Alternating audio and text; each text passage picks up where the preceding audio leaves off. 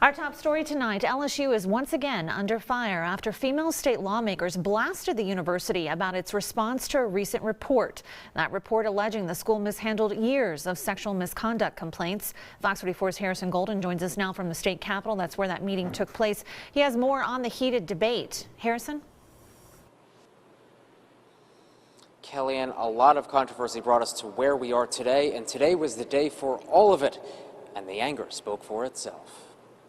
Painful, tragic, brutal, sickening. I am ashamed. So here it is, we are in 2021, and I'm asking myself, what's different? What has changed since steps were taken back in 2015? We've done this over and over again, and we can't seem to get it right. Because clearly, the message hasn't been sent that we are listening.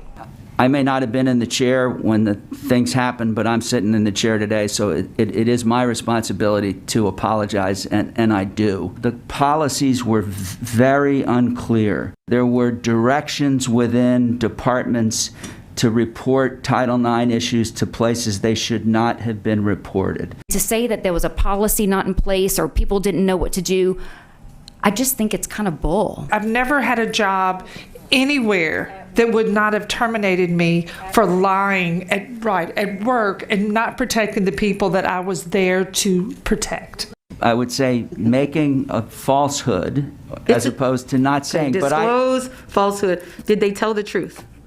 They did not tell the truth. Okay, now we're on the same page. The conversation about surveys and why aren't people responding and all of those things, my blood is boiling on the inside, because I think fundamentally the problem is the culture. I think that our students are going to see this as a slap on the wrist. Well, It's simple. And they're nodding back there. I see that. Yeah. Well, So that is where we stand right now. It's still unclear, though, where the legislative panel will stand, what kind of decisions they will make when it comes to this legislative session still to come here this spring. But right now, the chairwoman of that committee we just saw, the Women and Children Committee in the State Senate, well, State Senator Regina Barrow suggesting to LSU interim president Tom Galligan to, quote, reconsider his position at the university. We'll see what comes of it, but for now, we are live here at the state capitol. I'm Harrison Golden, Fox 44 News. We begin tonight with some developing news. A deadly fire near the Shenandoah area. Firefighters are now investigating the afternoon blaze that occurred off South Harrells Ferry Road. Fox 44's Jonah Gilmore joins us live from Colonel Allen Court. Jonah, what do you know right now? Well, Kellyanne, we know right now that one man is dead. Now, the scene is pretty clear here. Investigators just wrapped up going through this home, trying to go through evidence and piece together exactly what happened here with that fire. Now, Baton Rouge Fire says right now it's unclear on what caused the fire, but smoke could be seen coming from windows and other areas of the home around 1:40 this afternoon. We know a man was inside at the time, and it was neighbors who called 911.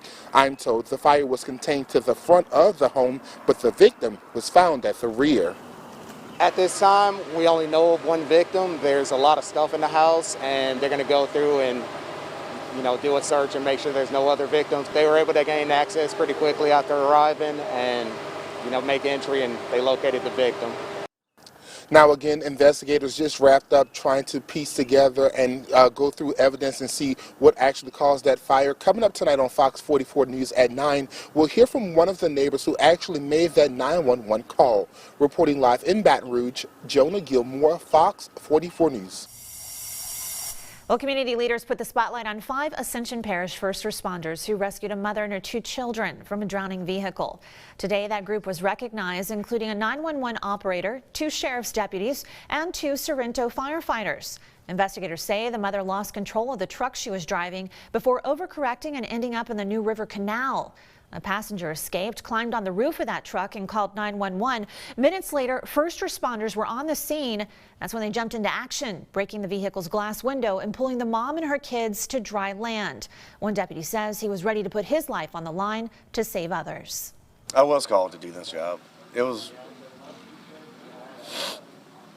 just something I had to do.